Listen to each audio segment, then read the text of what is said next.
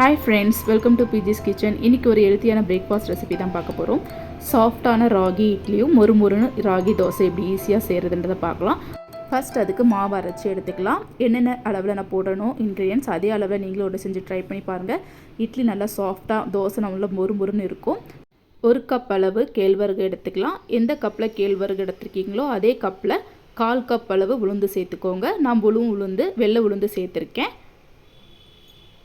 அளவு மட்டும் கரெக்டாக சேர்த்துக்கணும். உளுந்தளவு 1 ஸ்பூன் அளவு வெந்தயம் சேர்த்துக்கலாம். கேழ்வரகுல நிறைய கல் மண்ணெலாம் இருக்கும். நல்லா க்ளீன் பண்ணிவிட்டு கேழ்வரகை சேர்த்துக்கோங்க. 1 ஸ்பூன் அளவு வெந்தயம் சேர்த்துட்டதுக்கப்புறம் இதில் தண்ணி ஊற்றி ஒரு 4லேருந்து 5 வாட்டி நல்லா கழுவி எடுத்துக்கலாம். நான் தண்ணி சேர்த்துட்டு இதை ஒரு 5 வாட்டி நான் கழுவி எடுத்துக்கிறேன். இந்த மாதிரி கையை வச்சு நல்லா பிசைஞ்சு கழுவி எடுத்துக்கோங்க. அப்போ தான் அதில் இருக்க டஸ்ட் எல்லாமே நல்லா வந்துடும். இந்த மாதிரி ஒரு 5 வாட்டி நல்லா கழுவி எடுத்துக்கோங்க. நல்லா கழுவி எடுத்தாச்சு. நல்லா கழுவி எடுத்துட்டதுக்கப்புறம் தேவையான அளவு தண்ணி சேர்த்து இதை ஒரு 5 மணி நேரம் ஊற வச்சு எடுத்துக்கலாம். முங்குற அளவுக்கு தண்ணி சேர்த்துட்டு இதை ஒரு 5 மணி நேரம் அப்படியே மூடி போட்டு வச்சுருங்க. இது நல்லா ஊறட்டும். 5 மணி நேரம் ஆயிடுச்சு. நல்லா ஊறிடுச்சு. இப்போ தண்ணி நல்லா வடிகட்டிட்டு மாவு அரைச்சி எடுத்துக்கலாம். நம்ம கேழ்வரகு உளுந்து சேர்க்கும் போதே 1 கப் அளவு அவல் சேர்த்து கூட இதில் அரைச்சி எடுக்கலாம். நான் இன்றைக்கி பழைய சாதம் சேர்த்து அரைச்சி எடுக்க போகிறேன். தண்ணி நல்லா வடிகட்டிட்டு மிக்ஸி ஜாரில் சேர்த்தாச்சு. இப்போ 1 கப் அளவு பழைய சாதம் சேர்த்துக்கலாம். நம்ம ஈவினிங் அரைக்கிறதுனால மதியம் சாதம் இருக்கும், அது 1 கப் அளவு சேர்த்துக்கோங்க. சாதம் எப்போவுமே சூடாக சேர்த்துடக்கூடாது, நல்லா ஆறி இருக்கணும். சாதம் சேர்த்துட்டதுக்கப்புறம் இதில் தேவையான அளவு தண்ணி சேர்த்துக்கோங்க. ஃபஸ்ட்டு கொஞ்சமாக தண்ணி சேர்த்து நல்லா அரைச்சி எடுத்துக்கோங்க. அப்புறம் தேவைப்பட்டால் தண்ணி சேர்த்து நல்லா சாஃப்டாக அரைச்சி எடுத்துக்கலாம். நான் பாதி அரைச்சி எடுத்துக்கிட்டேன். இப்போ தண்ணி தேவைப்படுறதுனால தண்ணி சேர்த்து இந்த அளவுக்கு நல்லா சாஃப்டாக அரைச்சிக்கோங்க. எவ்வளோ நம்ம மாவை சாஃப்டாக அரைக்கிறோமோ அந்த அளவுக்கு நமக்கு இட்லி தோசை சூப்பராக வரும். இந்த அளவுக்கு நல்லா சாஃப்டாக அரைச்சி எடுத்துக்கோங்க. அரைச்சி வச்சுருக்க மாவை ஒரு பாத்திரத்தில் மாற்றிக்கலாம். ஜாரில் கொஞ்சம் கூட மாவு இல்லாமல் நல்லா வலித்து சேர்த்துக்கோங்க. பாத்திரத்தில் மாவு ஃபுல்லாக பாத்திரத்தில் சேர்த்தாச்சு. இப்போ உப்பு சேர்த்து நம்ம கலக்கி வச்சிடலாம். மாவுக்கு தேவையான உப்பு சேர்த்து நல்லா கையை வச்சு இந்த மாதிரி கலந்து விட்டுக்கணும். நீங்கள் கையை வச்சு கலந்தால் தான் சீக்கிரமாக மாவு புளிக்கும். கரண்டி வச்சு மாவு கலந்திங்கன்னா சீக்கிரம் மாவு புளிக்காது. நம்ம நார்மலாக இட்லி மாவு நைட்டு ஃபுல்லாக எப்படி புளிக்க வைப்போமோ அதே மாதிரி தான் ராகி இட்லி செய்கிறதுக்கும். நம்ம ஈவினிங் அரைச்ச உடனே நைட்டு ஃபுல்லாக நம்ம வெளியே வச்சு புளிக்க வச்சிடணும். நல்லா கையை வச்சு இந்த மாதிரி கலந்து விட்டுட்டேன். மாவு கலந்துட்டதுக்கப்புறம் மூடி போட்டு வச்சிடலாம். இது நைட்டு ஃபுல்லாக அப்படியே வச்சிடணும். அப்போ தான் மாவு சீக்கிரமாக புளிக்கும். காலைல எழுந்த உடனே பார்க்கலாம். பாருங்கள் மாவு எப்படி சூப்பராக பொங்கி வந்திருக்குன்னு. இந்த அளவுக்கு மாவு நல்லா பொங்கி வரணும்.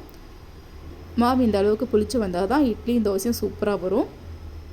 இதை இப்போ நல்லா ஈவனாக மிக்ஸ் பண்ணி எடுத்துக்கலாம். நம்ம ஏற்கனவே உப்பு சேர்த்துனதுனால உப்பு கரெக்டாக இருக்கான்னு செக் பண்ணிவிட்டு உப்பு பத்தலைன்னா சேர்த்துக்கோங்க. நல்லா கலந்து விட்டுக்கிறேன். நல்லா இந்த மாதிரி அடித்து ஒரு 2 நிமிஷம் நல்லா கலக்கிக்கலாம். மாவு நல்லா சூப்பராக பொங்கி வந்திருக்கு. இந்த அளவுக்கு நல்லா புளிச்சு பொங்கி வரணும். அப்போ தான் இட்லி தோசையும் சூப்பராக இருக்கும். நல்லா கலந்து எடுத்துக்கிட்டேன். இப்போ நம்ம இட்லி ஊற்றி எடுத்துக்கலாம். நான் 5 மணிக்கே மாவு அரைச்சி வச்சதுனால நைட்டு 12 மணிக்கெலாம் மாவு நல்லா புளிச்சிருச்சு. மாவு நல்லா புளிச்சதுனால நான் ஃப்ரிட்ஜில் எடுத்து வச்சுட்டேன். காலைல இட்லி செய்கிறதுக்கு 1 மணி நேரத்துக்கு முன்னாடி வெளியே எடுத்து வச்சுட்டேன்.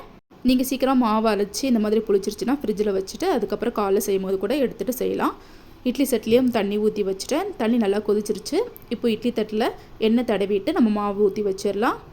நான் ஏற்கனவே எண்ணெய் தடவி வச்சுருந்தேன். இட்லி தட்டில் ஒவ்வொரு கிளிலையும் ஒவ்வொரு கரண்டியாக நான் சேர்த்துக்கிறேன். அதிகமாக சேர்க்கலை, நான் சின்ன இட்லியாக தான் செய்கிறேன். நம்ம இதில் ஆப்போசோடா எதுவுமே சேர்க்கலை. சேர்க்காமலே எவ்வளோ சூப்பராக வரும்னு பாருங்கள். இதே மாதிரி ஒவ்வொரு கரண்டியை நான் ஊற்றி எடுத்துக்கிறேன். இட்லி பாத்திரத்தில் தண்ணி நல்லா கொதிச்சதுக்கப்புறம் இட்லி தட்டும் எடுத்து வச்சிடலாம். நல்லா கொதிச்சிருச்சு. இப்போ இட்லி தட்டையும் எடுத்து வச்சிடுறேன். இதே மாதிரி இன்னொரு தட்டிலையும் நம்ம மாவு ஊற்றி வச்சிடலாம். இட்லி பாத்திரத்தில் தண்ணி கொதிக்கிறதுக்கு முன்னாடி நீங்கள் இட்லி தட்டை வச்சிங்கன்னா இட்லி வேகும் போது தண்ணியாக இருந்த மாதிரி இருக்கும்.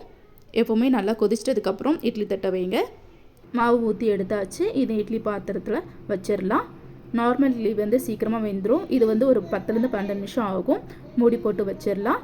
ஒரு 12 நிமிஷத்துக்கு அப்புறம் நான் ஓப்பன் பண்ணி பார்க்குறேன். இட்லி சூப்பராக வெந்துருச்சு. கையில் லைட்டாக தண்ணி தொட்டுட்டு இந்த மாதிரி தொட்டு பாருங்கள். மாவு எதுவும் கையில் ஒட்டலை. இட்லி நல்லா வெந்துருச்சு. இப்போ நல்லா ஆறிட்டதுக்கப்புறம் தண்ணி தெளிச்சுட்டு இட்லியும் எடுத்து வச்சிடலாம். ஃபஸ்ட் இட்லி கொஞ்சம் வராத மாதிரி தான் இருக்கும். அடுத்ததெல்லாம் ஈஸியாக வந்துடும். நார்மல் இட்லி நம்மளுக்கு சீக்கிரமாக வெந்துடும். இது கொஞ்சம் வேகிறதுக்கு கொஞ்சம் லேட் ஆகும். இதே மாதிரி எல்லா இட்லியும் நான் எடுத்துக்கிறேன். ராகி இட்லியும் சூப்பராக ரெடி பண்ணியாச்சு. எவ்வளோ சூப்பராக வெந்திருக்கு பாருங்கள். இட்லி வந்து அவ்வளோ சாஃப்டாக இருந்துச்சு. கண்டிப்பாக நீங்களே ஒரு செஞ்சு ட்ரை பண்ணி பாருங்கள். எப்போது நம்ம நார்மல் இட்லி செஞ்சுறதை விட இந்த மாதிரி ஹெல்த்தியான ரெசிபியும் குழந்தைங்களுக்கு செஞ்சு கொடுங்க. ராகி இட்லி இதே மாதிரி எல்லாத்தையும் நான் எடுத்து வச்சுக்கிறேன். ஃபஸ்ட் இட்லி மட்டும் கொஞ்சம் வராத மாதிரி இருந்தது. மற்றெல்லாம் எவ்வளோ சூப்பராக வந்துருச்சு பாருங்கள்.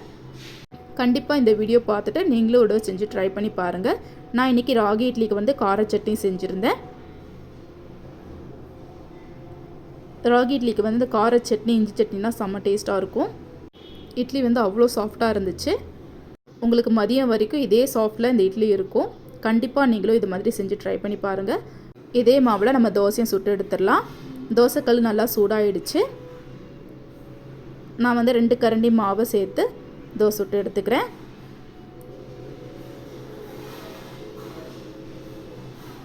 தோசைக்கல் நல்லா சூடாகிட்டதுக்கப்புறம் மாவு ஊற்றி இந்த மாதிரி சுட்டு எடுத்துக்கலாம். நான் வந்து கொஞ்சம் மெல்லிசாக மாவு ஊற்றிருக்கேன். நீங்கள் கொஞ்சம் கனமாக வேணா கூட இன்னும் கொஞ்சம் மாவு ஊற்றி சுட்டு எடுத்துக்கலாம். மீடியம் ஃப்ளேமில் ஒரு 2 நிமிஷம் நல்லா வெந்துட்டதுக்கப்புறம் எண்ணெய் சேர்த்துக்கோங்க.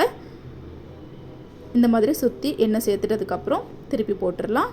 நடுவில் கொஞ்சம் மாவு வேகணும். மாவு நல்லா வெந்துட்டதுக்கப்புறம் திருப்பி போட்டுக்கலாம். இப்போ நல்லா வெந்துருச்சு. இப்போ திருப்பி போட்டுக்கிறேன். நான் தோசை வந்து கொஞ்சம் மெல்லிசாக ஊற்றிருக்கேன். மொறு ராகி தோசையும் சூப்பராக ரெடி ஆகிடுச்சு. இதே மாதிரி இன்னொரு தோசையை நான் சுட்டு காமிக்கிறேன். இன்னொரு தோசையில் வந்து நம்ம பொடி சேர்த்து செய்யலாம். கொஞ்சமாக எண்ணெய் சேர்த்துட்டு இந்த மாதிரி நல்லா வெந்துட்டதுக்கப்புறம் எண்ணெய் சேர்த்துக்கோங்க. இதில் வந்து இட்லி பொடி கொஞ்சம் சேர்த்துக்கலாம்.